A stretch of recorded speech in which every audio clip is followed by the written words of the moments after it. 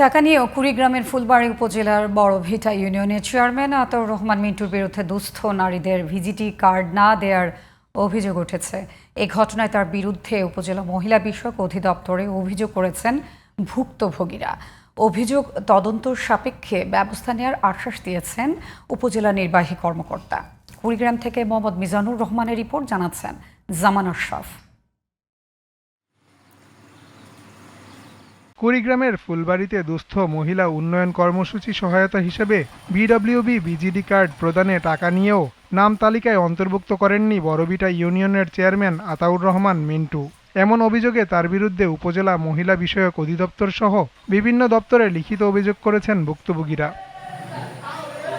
2025-26 অর্থবছরে বিজিডি কর্মসূচির আওতায় অসচ্ছল 835 জন মহিলাকে বাদ দিয়ে সচ্ছলদের তালিকাভুক্ত করা হয়েছে বলে অভিযোগ তাদের। ক্ষুব্ধ এলাকাবাসী বলছেন, অনলাইনে অন্তর্ভুক্তিকালে প্রকৃত দুস্থদের তথ্য ইচ্ছাকৃতভাবে ভুল দিয়েছেন চেয়ারম্যান।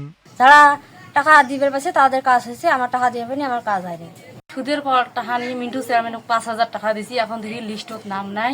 আবেদন আমি জমা দেবো, মিন্টু চেয়ারম্যান আমার টাকার কথা বললো, বলে আমি এই 5,000 টাকা আরেকজনের কাছ থেকে নিয়ে দিছি লাভ পাবো। এখন দেখি লিস্টে আমার ওয়াইফের নাম নাই।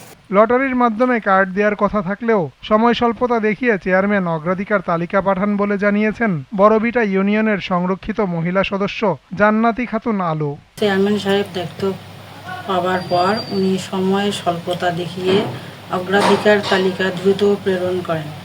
অর্থ লেনদেনের বিষয়টিও বিভিন্ন জনেই বলেছেন।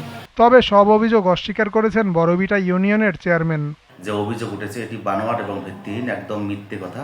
যদি এই টাকার লেনদেন কেউ করে থাকে, সেই টাকার লেনদেনের দায়িত্ব ওই ব্যক্তিকেই দিতে হবে। অভিযোগ তদন্ত সাপেক্ষে ব্যবস্থা নেওয়ার আশ্বাস দিয়েছেন উপজেলা নির্বাহী কর্মকর্তা। আজকে ভিডব্লিউবি নিয়ে আমরা কতিপয় অভিযোগ পেয়েছি, তদন্ত সাপেক্ষে ব্যবস্থা গ্রহণ করা হবে। জামান আশরাফ, জিটিভি নিউজ।